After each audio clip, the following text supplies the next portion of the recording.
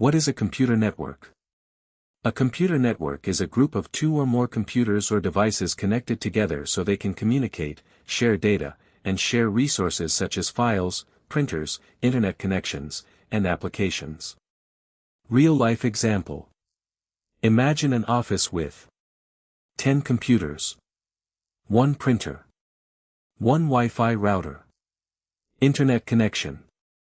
All the computers are connected to the same network through the router or switch. This allows users to print documents using the shared printer, access the internet, share files between computers, access a shared company server. Why do we need networks? Networks provide several benefits. Resource sharing, share printers, files, and internet connections. Communication, email, chat, video conferencing.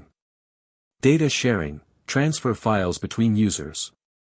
Centralized management, manage users and security from one place. Remote access, access systems from different locations. Cost reduction, shared resources reduce hardware costs.